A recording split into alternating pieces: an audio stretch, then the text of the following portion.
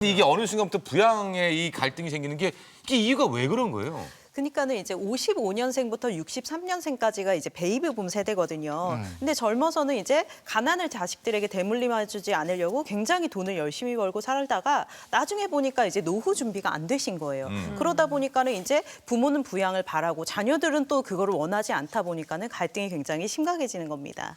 아니 그 예전에 보면 보통 부모는 큰아들이 모신다라고 하는 사회 통념, 인식이 있었고 요즘은 그게 좀 허물어져서 아들, 딸 구분 없이 누구나 좀 여유 있는 사람이 모신다가 됐는데 그게 어떤 법적으로 뭐 누가 몇 퍼센트를 모실 거 그렇게 다 정해진 게 좀 있습니까? 아니면 순서는 없어요. 없습니까? 순서는 없고.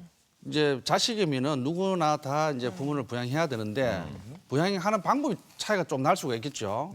실제 부모님을 모시고 살아야 되는 사람이 있는 거고 그렇다고 해가지고 첫째가 모시고 살고 둘째가 모시고 살고 셋째가 모시고 살고 동시에는 못할 거 아니에요. 네. 그러면은 예를 들어서 어느 형제들 중에 누구 한 사람이 모시고 살면은 다른 형제들은 어떻게 해야 돼요? 용돈을 돌려야죠. 그렇죠. 그죠? 그리고 또 예를 들어서 뭐 부모님도 동의하시면은 뭐 1년은 첫째 집, 또 그다음에는 둘째 집 이렇게 사시면 좋은데 부모님이 그걸 굉장히 싫어하세요. 왜 그러냐 하면은 뭐 도시 지역은 모르지만 시골 지역 같은 데는 자기 부모가 큰아들 집에 갔다 둘째 아들 집에 갔다 그러면 굉장히 부모 저 형제들 사이에 우애가 없어 보이거든. 그래서 동네에서 욕한다고. 동네 사람들이.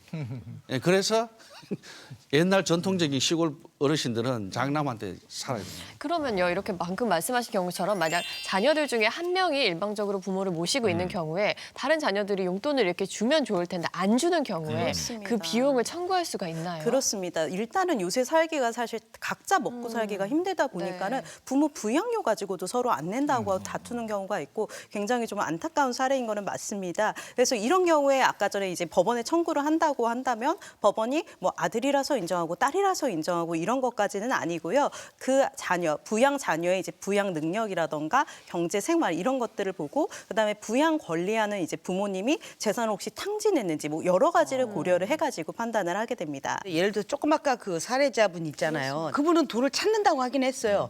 근데 찾아도 또 아버님이 연세가 드셔서 나중에 돌아가시잖아요. 그럼 아무리 불효자라도 그걸 또 줘야 되는 거 아닌가?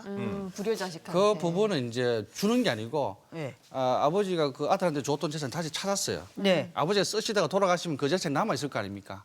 그럼 상속 이루어져야 되거든요. 그렇죠. 아까 보니까 딸하고 아들이 있어요. 그러면 절반씩 상속 지분대로 갖고 가야 되죠. 네. 그거는